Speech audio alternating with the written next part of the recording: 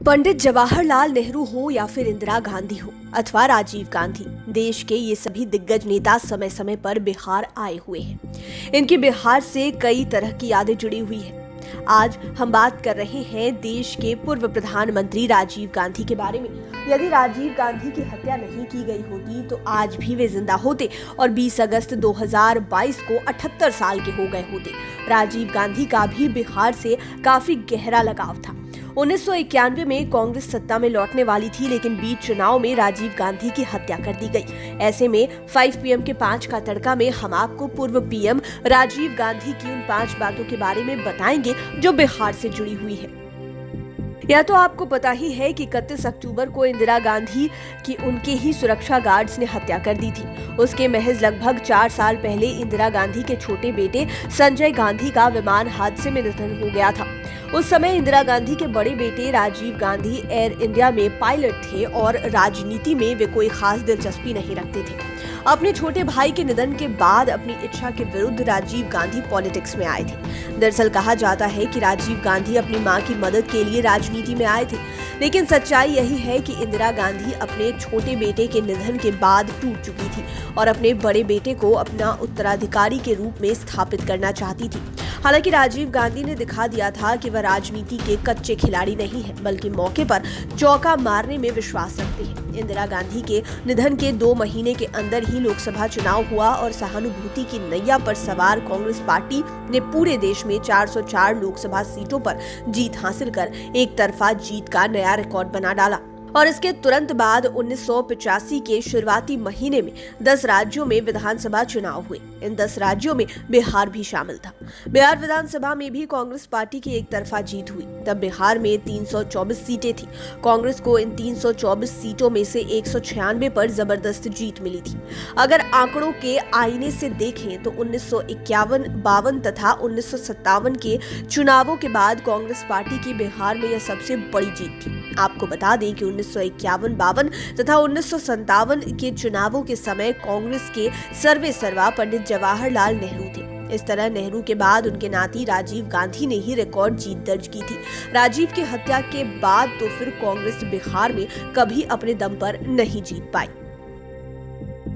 अब बात करते हैं कांग्रेस में मैथिल ब्राह्मणों की नाराजगी की, और इसके पीछे राजीव गांधी को ही दोषी माना जाता है। कहा जाता है कि बिहार में राजीव गांधी अपने कार्यकाल में मुख्यमंत्री बदलने को खेल समझ लिए थे और कई ब्राह्मण मुख्यमंत्री को काफी कम समय में ही धड़ाधड़ बदल दी। दरअसल इंदिरा गांधी की कैबिनेट में बिहार के दिग्गज ब्राह्मण नेता भागवत झा आजाद बड़े मंत्रालय संभाल चुके थे। राजीव गांधी ने उन्हें अचानक बिहार का मुख्यमंत्री बना दिया। लोग समझ नहीं पाए कि ऐसा क्यों हुआ। मामला यहीं पर नहीं रुका। महज 1 साल 23 दिन के अंदर ही राजीव ने भागवत झा आजाद की भी छुट्टी कर दी। आजाद को मुख्यमंत्री पद से हटाना उतना ही अचरज भरा था जितना उनका मुख्यमंत्री बनना। भागवत झा आजाद को बेवजह मुख्यमंत्री पद से हटाने के बाद ब्राह्मण जाति के लोग, खासकर मैथिल ब्राह्मण, राजीव गांधी से काफी नाराज हो गए और इसका खामियाजा आज तक कांग्रेस बिहार में भुगत रही है। ब्राह्मण वोट बैंक खिसक कर बीजेपी में चला गया। सियासी पंडित कहते हैं कि दरअसल बिहार में मुख्यमंत्री बदलने का राजनीतिक खेल चंद्रशेखर सिंह के समय से ही हो गया था। तब राजीव गांधी ने सत्ता संभालते ही सबसे पहले तत्कालीन मुख्यमंत्री चंद्रशेखर सिंह को हटाया। चंद्रशेखर सिंह दूसरी बार मुख्यमंत्री पद की शपथ लेने वाले थे, लेकिन इसके पहले उन्हें हटा दिया गया। इसके बाद सूबे की कमान बिंदेश्वरी दुबे को दे दी गई। दुबे को भी महज 3 साल में ही पद से हटाते हुए केंद्र की राजनीति में ले आए और इन्हीं की जगह पर भागवत झा आजाद को सीएम बनाया गया। भागवत झा आजाद भी पूरा कार्यकाल नहीं कर पाए। उनके बाद राजीव गांधी ने बिहार की सत्ता सत्येंद्र नारायण सिंह के हाथों में दे दी। सत्येंद्र नारायण सिंह की गिनती दबंग राजपूत जाति के अग्रणी नेताओं में होती थी, लेकिन ब्राह्मणों की नाराजगी को देखते हुए सत्येंद्र सिंह को भी महज 9 महीने में ही हटा दिया गया और ब्राह्मणों को खुश करने के लिए फिर से जगन्नाथ मिश्रा को इसकी कमान सौंपी गई। लेकिन तब तक देर हो गई थी, तो फिर ब्राह्मणों के साथ ही राजपूत भी नाराज हो गए।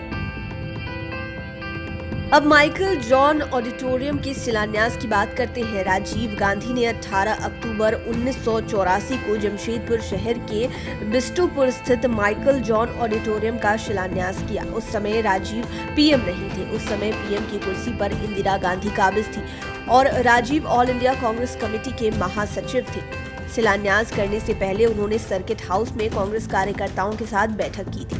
बैठक के बाद उन्होंने कांग्रेस के नेताओं और कार्यकर्ताओं से अलग से मुलाकात भी की। उन्होंने कार्यकर्ताओं को लगभग घंटे भर का समय दिया था। खास बात कि माइकल जॉन ऑडिटोरियम के शिलान्यास कार्यक्रम में राजीव गांधी के साथ उनके पुत्र राहुल गांधी भी थे। कहा जाता है कि तब राजीव गांधी ने जमशेदपुर शहर में लगभग 2.5 घंटे समय बिताया था। राजीव गांधी के जमशेदपुर दौरे के 14 दिन बाद ही तत्कालीन प्रधानमंत्री इंदिरा गांधी की हत्या हो गई थी और उसी रात राजीव देश के पीएम बने थे। आपको बता दें कि तब जमशेदपुर बिहार का ही हिस्सा था, झारखंड अलग नहीं हुआ था। झारखंड अलग होने के बाद स्टील सिटी के रूप में फेमस जमशेदपुर भी झारखंड में चला गया। राजीव गांधी अंतिम बार 1991 में बिहार आए थे, लेकिन उसे बिहार आना नहीं कहेंगे। कहा जाता है कि राजीव गांधी का बिहार की सिल्क सिटी भागलपुर से गहरा लगाव था। वे दूसरी बार 1991 में भागलपुर जाना चाहते थे। उनका आने का प्रोग्राम भी फाइनल हो गया था, लेकिन उनके विमान का ईंधन खत्म हो गया, जिससे उनका विमान गुवाहाटी से लौटने के क्रम में सीधा पटना लैंड किया। इसके बाद विमान सीधे दिल्ली चला गया। इसके बाद तो वे गए तो फिर सदा के लिए ही चले गए। दरअसल 1991 में लोकसभा चुनाव हो रहे थे। इसी के प्रचार में राजीव गांधी लगातार घूम रहे थे। देश में कांग्रेस के प्रति माहौल भी बनने लगा था। बिहार के कई लोकसभा क्षेत्रों में वोटिंग होनी थी। भागलपुर में भी मतदान होना था। इसका प्रचार 19 मई को समाप्त होने वाला था। चुनाव प्रचार करने के लिए राजीव गांधी 19 मई को भागलपुर आने वाले थे। उसी दिन भागलपुर के पहले गुवाहाटी में भी राजीव गांधी का प्रचार था। बताया जाता है कि गुवाहाटी से जब भागलपुर के लिए उड़ान भरे तो रास्ते में ही उनके विमान का ईंधन खत्म हो गया। इसके बाद पायलट ने विमान को सीधे पटना एयरपोर्ट पर उतारा। इसके बाद प्रचार की समय सीमा खत्म हो गई। इस वजह से भागलपुर नहीं जा सके। वहीं दूसरे दिन का शेड्यूल फाइनल रहने के कारण वे पटना में भी नहीं रुक सके। इसके बाद राजीव गांधी पटना एयरपोर्ट से सीधे दिल्ली लौट गए और आप जान ही रहे हैं कि 21 मई को उनके साथ अनहोनी हो गई। 21 मई को राजीव गांधी की श्री पेरुबदूर में प्रचार करने गए और मंच पर ही मानव बम ने उनकी हत्या कर दी। आज भी भागलपुर के लोगों के मन में यह कसक है कि राजीव गांधी उनके यहाँ फिर नहीं आ सके। राजीव गांधी गप से खा गए रसगुल्ला। जी हाँ, बिल्कुल सही सुन रहे हैं। यह वाकया भी भागलपुर से ही जुड़ा हुआ है।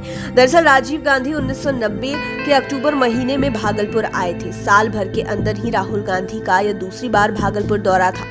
तब वे वहां की सड़कों पर बेफिक्र होकर घूम रहे थे। उस समय वे प्रधानमंत्री की कुर्सी से हट गए थे, इसलिए तो वे थोड़े बेफिक्र थे। वे स्थानीय लोगों के साथ खूब बातें कर रहे थे। इस दौरान निकाली गई सद्भावना यात्रा में राजीव गांधी हाथ भी सबों से मिला रहे थे। इस दौरान एक रोचक प्रसंग हुआ। कहा जाता है कि कोतवाली चौक पर एक रिक्शा वाला था, उसका नाम लखी था। सद्भावना यात्रा के दौरान रिक्शे वाले ने राजीव गांधी को भीड़ में जाकर एक प्याली में 2 रसगुल्ले दिए। रिक्शे वाले का प्रेम देखकर राजीव गांधी खुशी से अभिभूत हो गए। वे खुद को रोक नहीं सके। राजीव गांधी ने ये नहीं देखा कि रसगुल्ला कहाँ से आया है। उन्होंने 2 में से एक रसगुल्ला गप से अपने मुंह में रख लिया और उन्होंने दूसरा रसगुल्ला रिक्शे वाले को यह कहकर दे दिया कि इसे तुम खा लो। उस यात्रा के दौरान एमएलसी जय कुमार जैन ने पगड़ी और शांति के संदेश कबूतर उड़ाने के लिए राजीव गांधी को भेंट किए थे। कहा जाता है कि सद्भावना यात्रा के दौरान राजीव गांधी करीब 6 घंटे तक जीप पर सवार होकर भागलपुर की सड़कों पर भ्रमण कर रहे थे।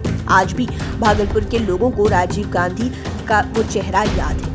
उस समय के कुछ लोग जो बच्चे थे आज वे काफी बड़े हो गए हैं, लेकिन राजीव गांधी की वह सद्भावना यात्रा को नहीं भूले। इसके पहले राजीव गांधी जब पीएम बने थे तब भागलपुर आए थे। उस साल भागलपुर में दंगा हो गया था और इसे लेकर शहर में कर्फ्यू लगा हुआ था। तब आम लोगों में से वे बहुत अधिक नहीं मिल सकते थे, इसलिए राजीव गांधी के मानवीय रूपों को लोग नजदीक से नहीं देख सके थे। लेकिन इस मानवीय रूप को लोगों ने 1990 में देखा था। उम्मीद है ये वीडियो आपको पसंद आया होगा। इसी तरह के वीडियोस के लिए हमारे चैनल 5 PM को सब्सक्राइब कर लें, साथ ही फेसबुक पेज को भी लाइक करें। धन्यवाद।